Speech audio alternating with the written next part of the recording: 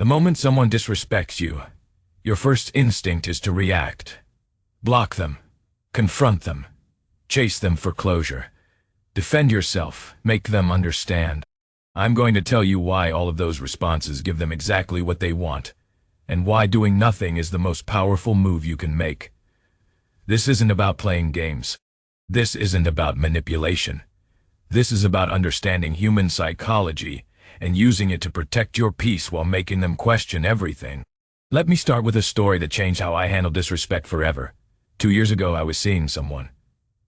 Things were good, or so I thought. Then, out of nowhere, she started pulling back.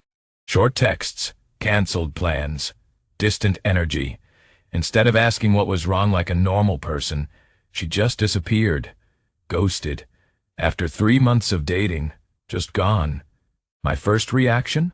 I wanted to blow up her phone, demand an explanation, tell her how immature she was being, block her on everything so she'd know I was done with her.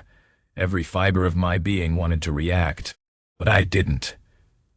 I did absolutely nothing. No text, no call, no block, just silence. 3 weeks later, my phone lit up at 11 p.m. A paragraph. I've been thinking about you. I'm sorry for how I handled things. I was going through some stuff and I shut down. Can we talk? I didn't chase. I didn't block. I just existed in my own world. And that silence did something that no amount of confrontation could have done. It made her sit with her own behavior. It made her miss what she walked away from.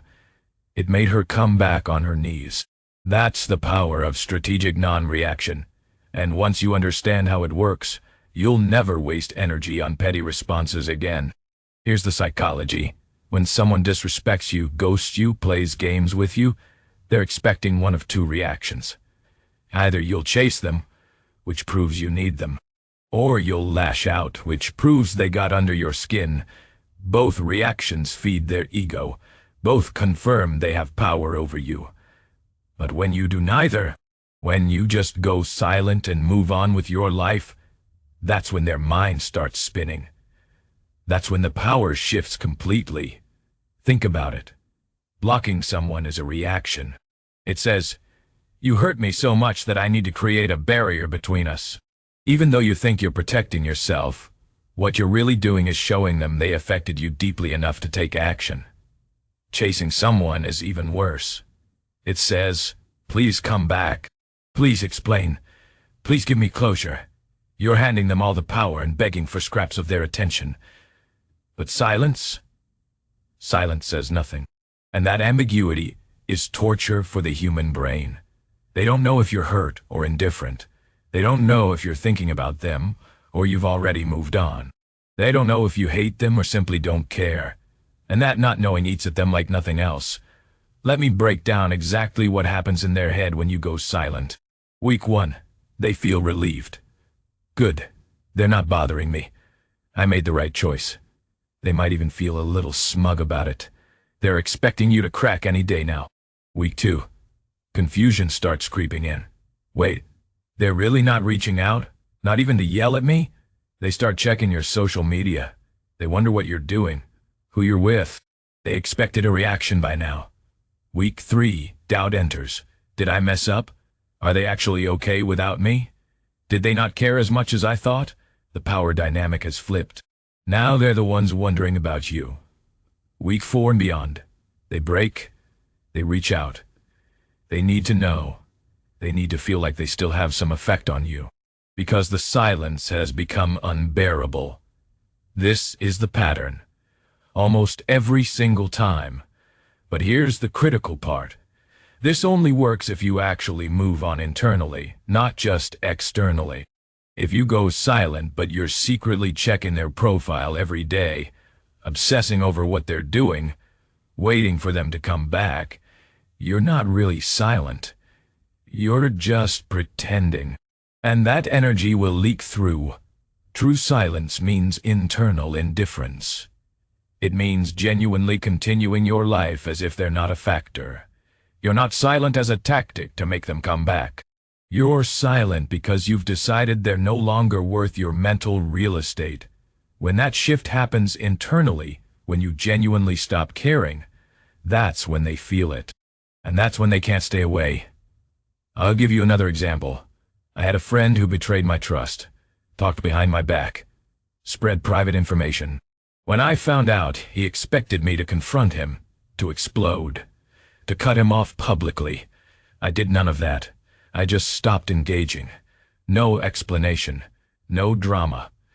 No we need to talk conversation. I simply removed my energy from the friendship.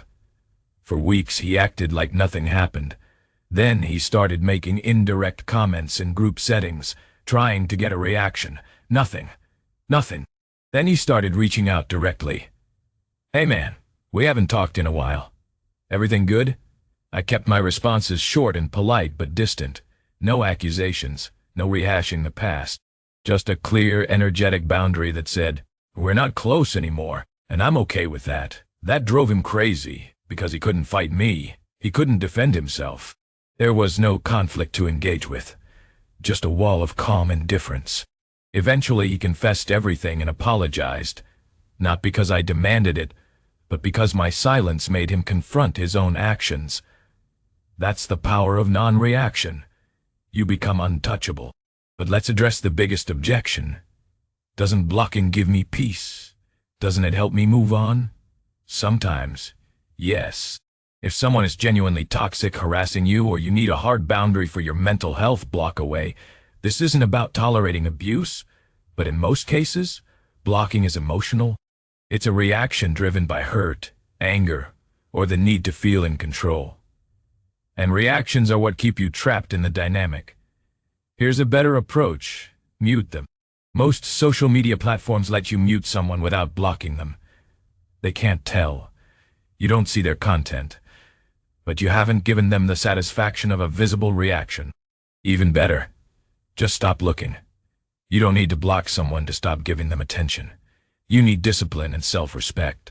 When you can see that someone exists and simply choose not to engage, that's real power. That's emotional mastery.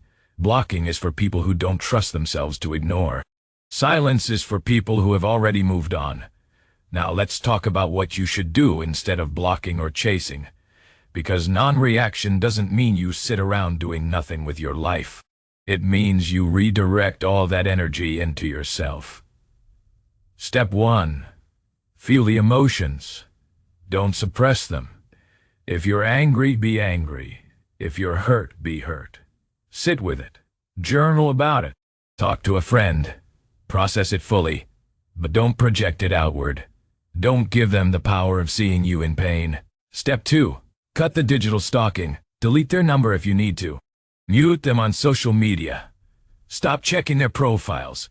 Every time you look, you're feeding the obsession. You're keeping them alive in your mind.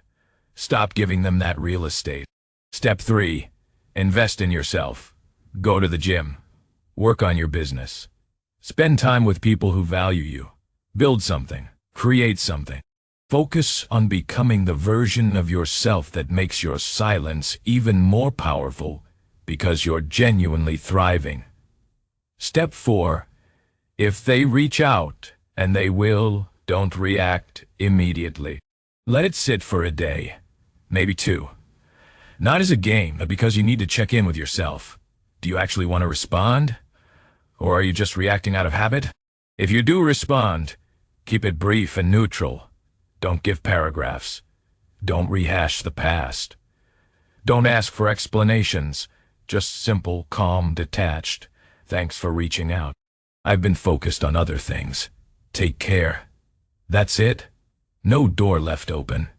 No door slammed shut. Just neutrality. That neutrality is more unsettling to them than anger or eagerness. It says, you no longer affect me either way. And that's the ultimate power position. Here's what most people get wrong about closure. They think closure comes from the other person, an explanation, an apology, a final conversation where everything makes sense. It doesn't. Closure comes from you. It comes from deciding that you no longer need their validation, their explanation, or their presence to move forward. When you chase closure, you're giving them control over your healing. You're saying, I can't move on until you give me permission. That's weak. That keeps you stuck. But when you create your own closure, when you decide, this chapter is over because I said so, you take your power back. You don't need them to understand. You don't need them to agree. You just need to move forward. I'll tell you what changed everything for me. I stopped seeing people's treatment of me as something I needed to correct or understand. I started seeing it as information. If someone ghosts me, that's information about their character. If someone disrespects me, that's information about their values. If someone plays games, that's information about their maturity. I don't need to confront them about it. I don't need to change them. I just take the information and adjust my behavior accordingly. I create distance. I move on. No drama. No explanation. Just action. And you know what? The people worth keeping in my life never required that distance. The people who weren't, they either faded away or came back with more respect once they realized I wasn't going to beg for their presence. That's the litmus test. The right people will never put you in a position where you have to choose between your dignity and their attention. So, here's the framework. No blocking unless it's necessary for safety or mental health. No chasing because you don't need to convince anyone of your worth.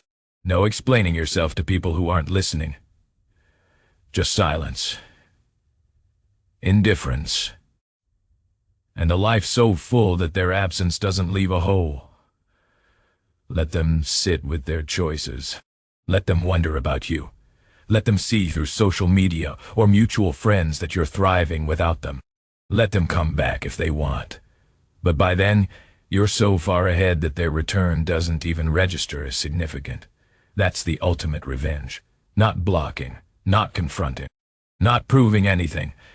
Just living so well that they become irrelevant. The most powerful statement you can make to someone who disrespected you is no statement at all. Just your absence, your silence, your peace, and your undeniable growth. Let that hit them. Trust me, it will.